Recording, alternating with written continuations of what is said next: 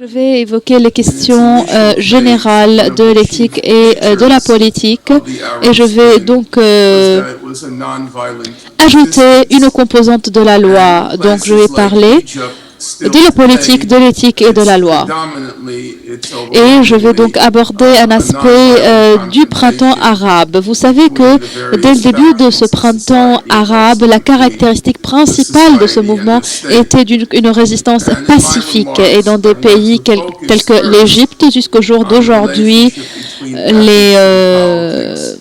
la confrontation reste non violente entre les différentes composantes de la société, mais également entre la société et l'État.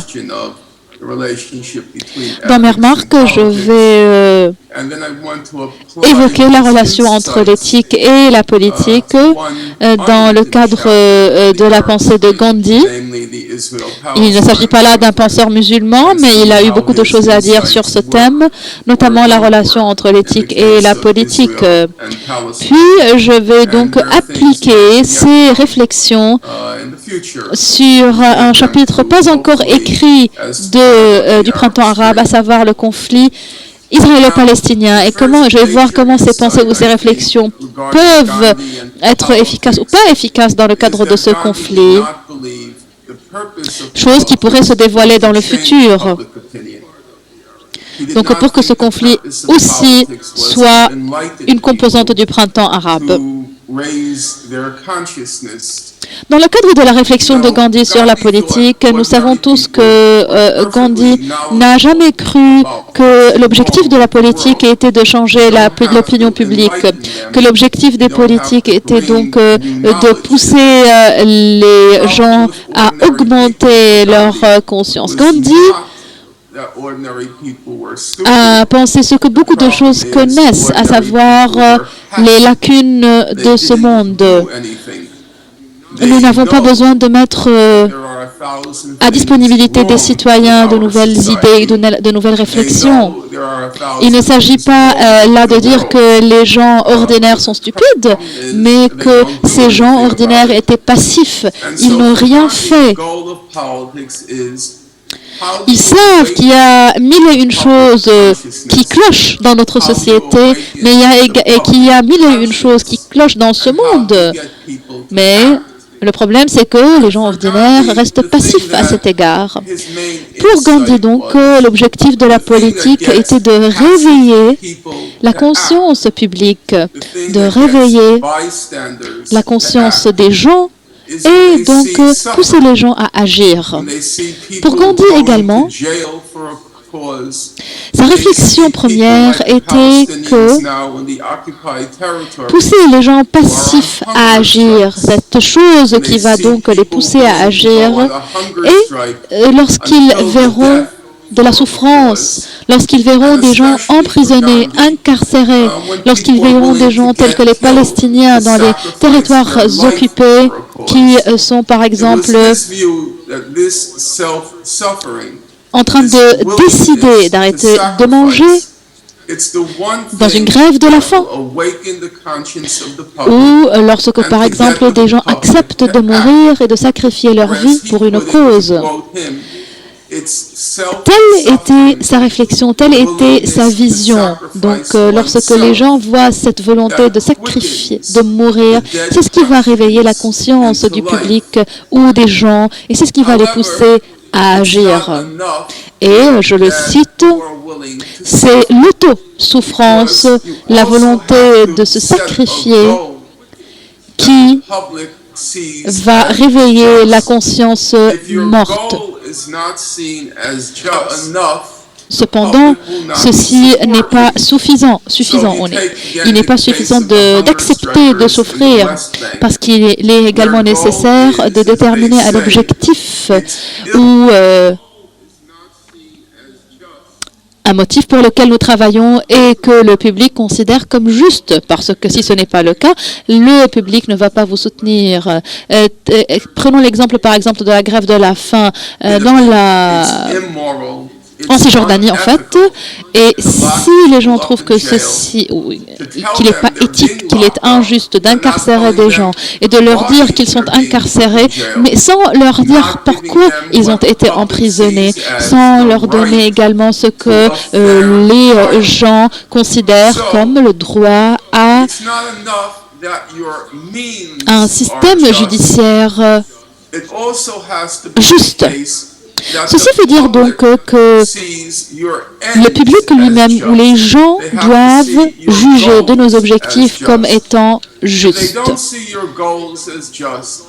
Si les gens ne voient pas cet objectif comme juste, on ne pourra jamais les pousser à nous soutenir ou à soutenir cet objectif. C'est ce qui m'amène à la première conclusion. Je pense que la politique dépend étroitement de l'éthique publique et non pas de l'éthique individuelle. Mon éthique, ton éthique, non. Il s'agit donc de l'éthique de la communauté un peu plus large. Gandhi a vécu 2 vies. Il a connu la vie que vous connaissez tous, donc Gandhi, le leader politique. Mais Gandhi était aussi le leader d'un ashram. Et il s'agit en fait là d'un mouvement. Dans cet ashram, Gandhi a mis en place une éthique morale très stricte, un code moral très strict. Ce fut là son propre système éthique, là où personne n'était censé manger de la viande. Personne n'était censé avoir des relations sexuelles parce que ça défiait donc son éthique. Voilà. Gandhi donc n'a pas utilisé le même code éthique lorsqu'il essayait d'organiser un mouvement politique.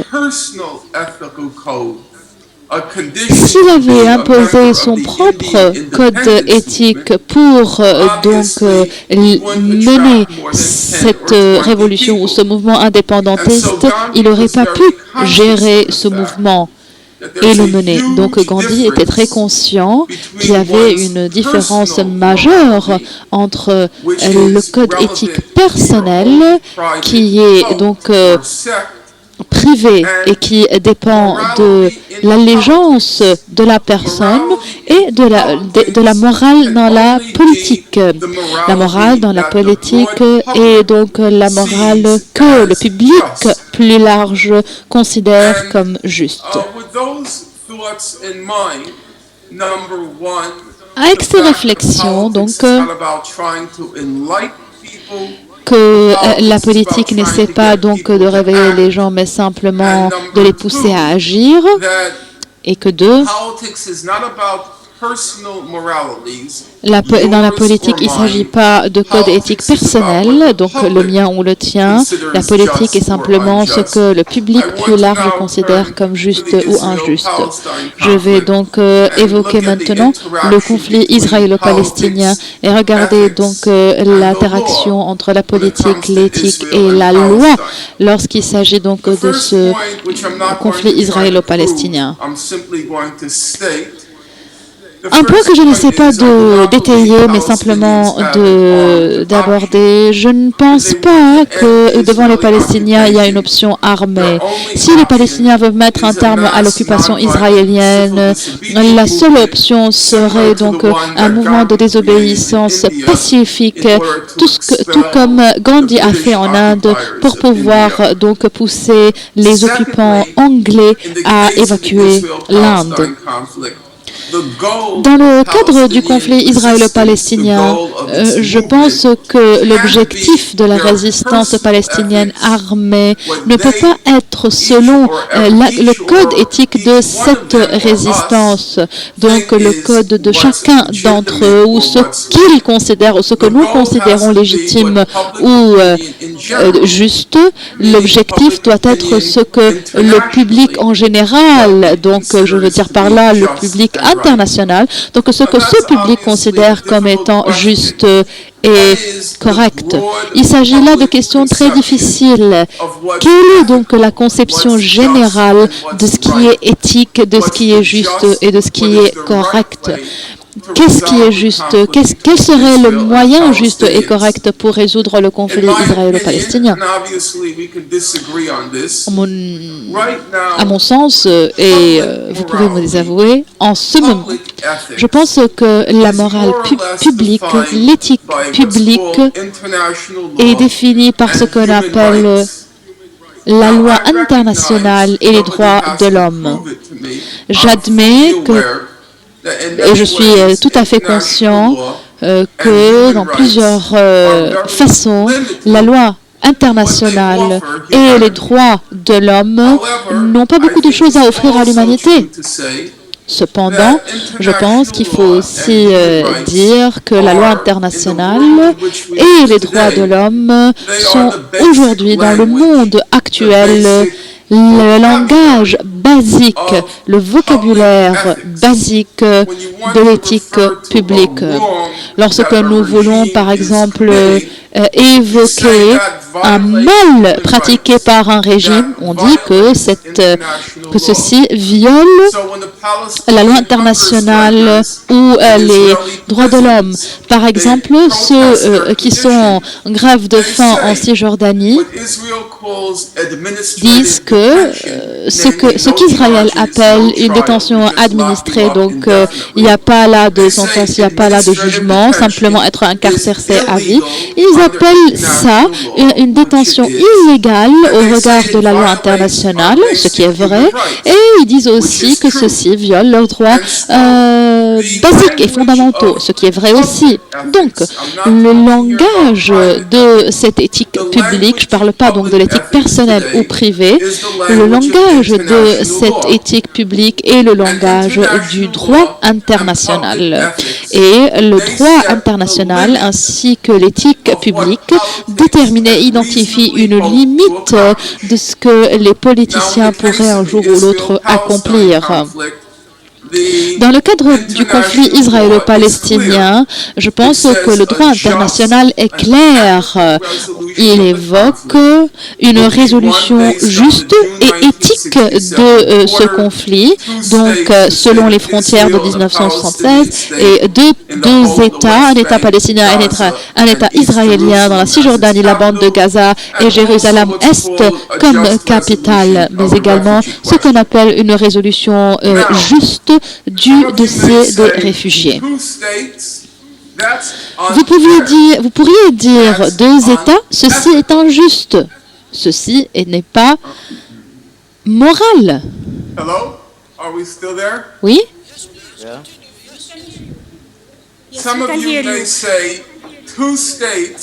Donc, d'aucuns peuvent dire qu'une résolution sur la base de deux États serait immorale et serait injuste.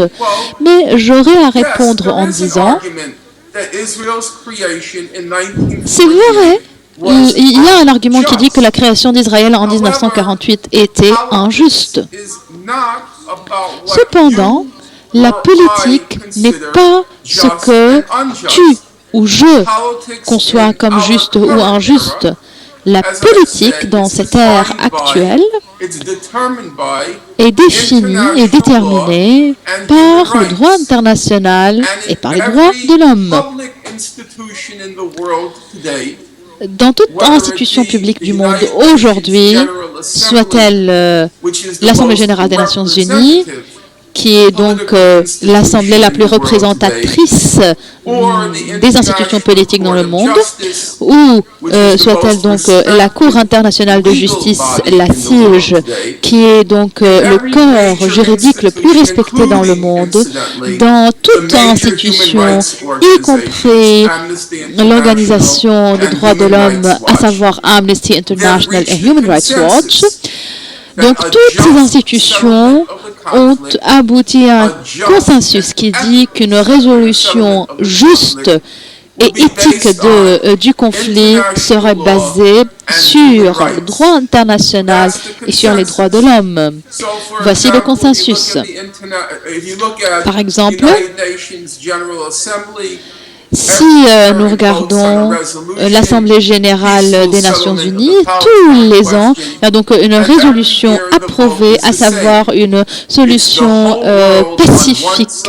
Et tous les ans, c'est le même choix. Donc, le monde d'un côté et d'un autre côté, les États-Unis, Israël et quelques îles dans le Pacifique du Sud. Ce choix était 155 contre 2 en 2011. 163 contre 6, donc d'un côté le monde, de l'autre côté les États-Unis, Israël, le Canada, la Moldavie et les îles Marshall, ainsi qu'un petit pays qui s'appelle Palau. Donc, comme vous voyez, il y a donc un consensus qu'une résolution juste de ce conflit doit être basée sur le droit international et sur les droits de l'homme. C'est que la politique aujourd'hui. La politique aujourd'hui est le droit comme base d'une solution ou d'une résolution juste et éthique des conflits. Pour ce qui est de la Cour internationale de justice en 2004, eh bien, un jugement ou une opinion en fait consultative a été rendue pour ce qui est du mur et il est donc interrompu par Madame. Excuse me? The time, please. You have 5 minutes, please. Permettez-moi donc de passer à la fin. Je pense que la fin est ce qu'il y a de plus important. Vous y pensez peut-être tous maintenant. Ce que j'ai dit est probablement vrai. La politique est un code éthique public et non pas un code éthique individuel, et que ce code au jour d'aujourd'hui est défini par le droit international et les droits de l'homme. Vous vous posez la question, quelle serait donc la différence? Parce qu'on sait que dans le monde, les États-Unis et Israël ne respectent pas le droit international. Donc même si ce que je dis est correct, vous ne pensez pas que ça causerait un changement? Je ne pense pas que c'est le cas. Je pense que les personnes ou les gens doutent du droit, mais je pense aussi que le droit et l'éthique seraient un instrument très efficace si nous savons comment l'utiliser. En 2004, j'ai dit que la Cour internationale de la justice a dit 3 choses. D'abord, le mur de séparation qu'Israël construit en Cisjordanie est illégal, que ce mur doit être détruit, et 3, que c'est la responsabilité de nous tous, donc de la communauté internationale, de nous assurer que ce mur est donc détruit. Pensons donc, sur une note de conclusion, 1 million de Palestiniens marchant vers ce mur, prenant dans une main la décision par la sige et un marteau dans l'autre main.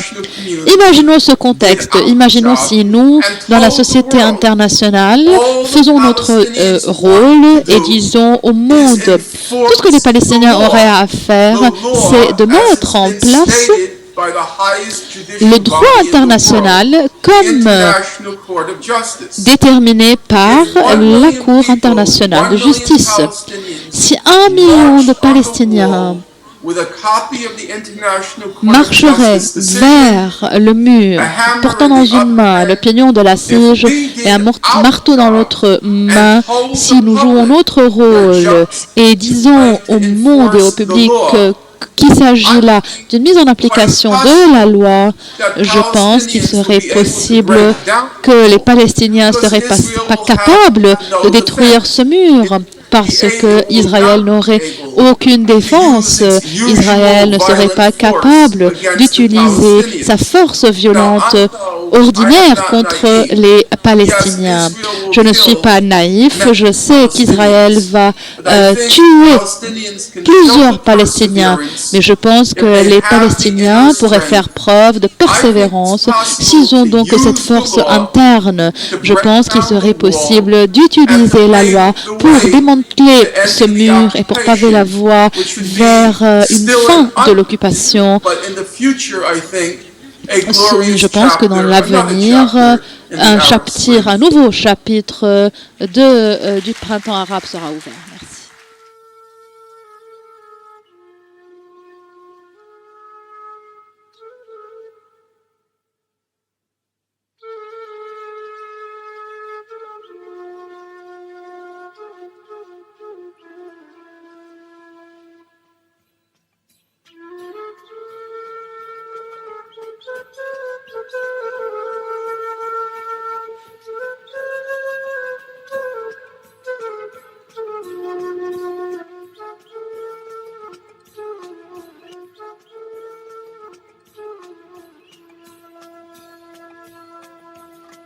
The wall is illegal. That was point number one. Point number two was the wall has to be dismantled. Yeah. And point number three was the international community has a responsibility to bring down the wall.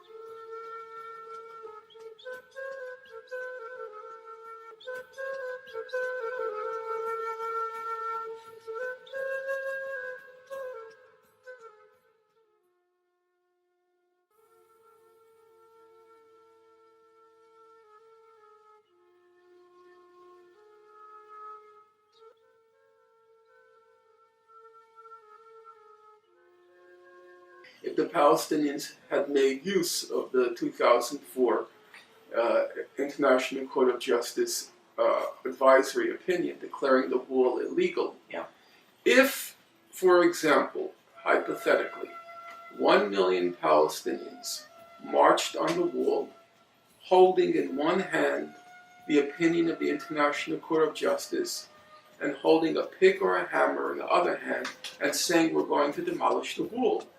Because that's what the opinion said. Yeah. So all Palestinians have to do is say, all we're doing is doing what the ICJ, the International Court of Justice, the highest judicial body in the world, said we should do.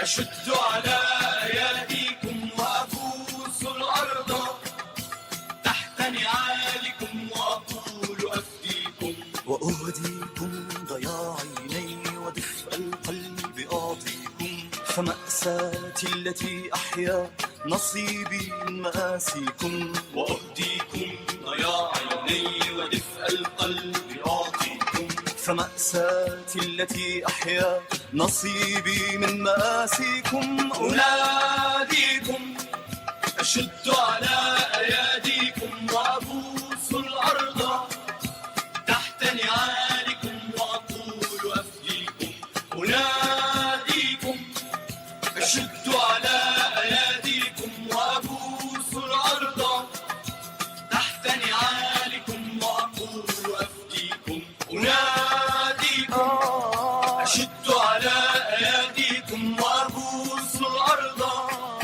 تحت نعالكم